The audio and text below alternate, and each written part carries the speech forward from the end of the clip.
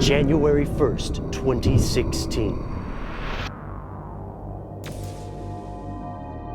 Yes, and congratulations if you are watching this. If you are watching this when it first comes out, that means you are watching it on January 1st, 2016. Happy New Year. We made it. And by we, of course, I don't mean just you and I. We've got Matt, as always, behind the camera. Scully is here as well. And of course, most importantly, you're here, and that makes this stuff they don't want you to know. Now, as we're filming this, we're at the very end of 2015, and what better way to start out the new year, we thought, than to talk about something that you've emailed us and tweeted us and messaged us about numerous times: prophecy, prophets, predicting the future. That's what we are looking at this week. So in this video, we wanted to take a look at 4 cases of prophets and prophecy.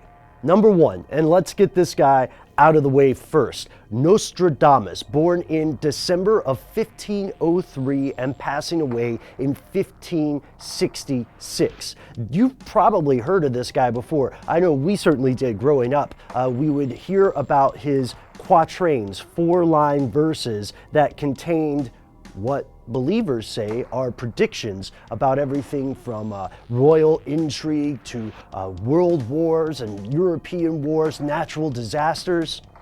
This is one of the most famous alleged prophets in the Western world. And his book, Les Prophéties, I'm probably butchering the French, it means the prophecies, which was published in 1555, has rarely been out of print since it was published. Like since the 1500s. This is a very popular book.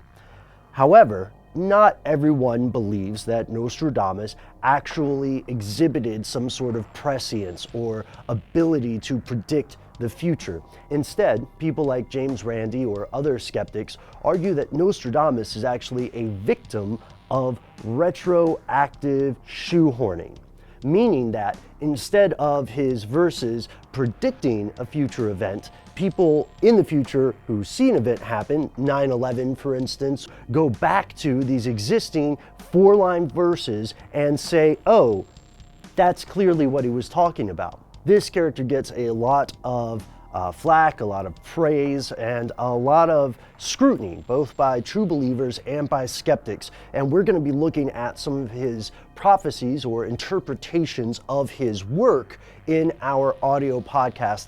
Spoiler alert, also, he didn't write a lot of it. He kind of drew on it on other pre-existing sources. Number 2, and this might be someone new to a lot of you in the audience, a mystic known as Baba Vanga. This Eastern European mystic, seer, and herbalist is often quoted as predicting the future with up to 80% accuracy. And of course, as you can imagine, that is a very controversial claim. Baba Vanga, the story goes, was born and had normal eyesight until the age of 12 when a mysterious storm removed her sight, and she spent the rest of her life blind. At least blind in the way that you and I and everyone else would understand it. You see, the idea is similar to some kind of daredevil figure, that her blindness actually gave rise to another mental faculty, the ability to predict the future. And she said that she was very hesitant to predict the future of certain things. She did predict various world war conflicts, and of course this goes back to the earlier stuff we mentioned with Nostradamus.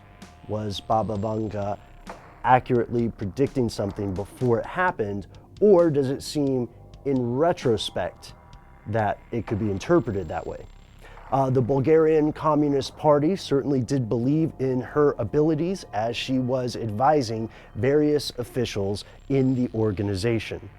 Number 3, Edgar Cayce, the American-born so-called sleeping prophet. Cayce was called the sleeping prophet because many of his acts of divination or retrocognition or precognition occurred while he was in a trance state. And he didn't just, predict things happening in the future. He also talked about things that happened in the distant past, such as the existence of a civilization known as Atlantis. And he didn't stop there. He also diagnosed people who had various physical ailments. And according to a lot of the sources, sometimes it worked. There are people on record saying that they actually were healed. Unlike Baba Vanga, there is a wealth of information and documentation about Edgar Cayce, about his attempts at alternative medicine, his descriptions of the distant past and the not so distant future. And this means that we do have records of people who believe they were healed by Edgar Cayce. This also means we have records of things that he got wrong, such as the time he and a renowned dowser partnered up and went to seek lost treasure. They didn't find any. Their supporters said maybe the treasure had already been dug up and they were sensing a residual energy of some sort.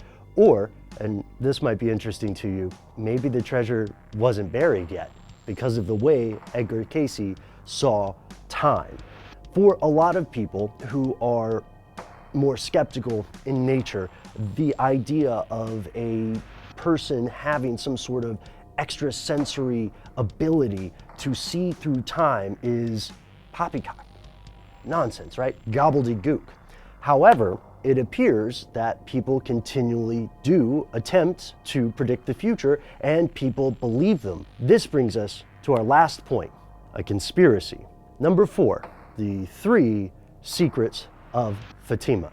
On May 13th, 1917, an apparition of the Virgin Mary appears to 3 young Portuguese shepherds. And this Virgin Mary, through a series of revelations, gives these shepherds a vision, or series of visions rather, of hell, of world war, and makes some predictions about the future. One of the shepherds, Lucia, began writing down some of these revelations, right, in the 40s at the behest of members of the Catholic Church.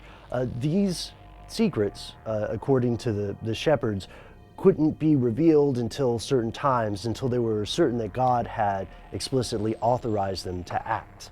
And this is where it gets interesting, because according to the official church stance, all 3 secrets of Fatima have been revealed. And this is incredibly important because the Catholic Church believes these are divine revelations, believes these are, in some cases, actual prophecies. The 3rd and final secret was, according to the Catholic Church, released to the public by Pope John Paul II in 2000. Or was it?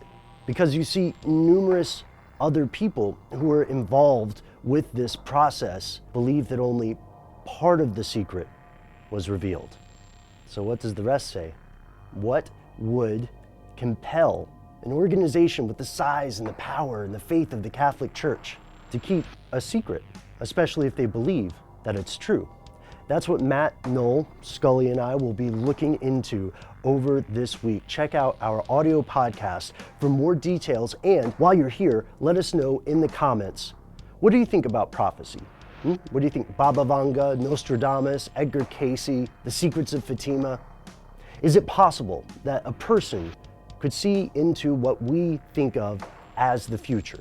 Or is it just another way to swindle the gullible and the credulous?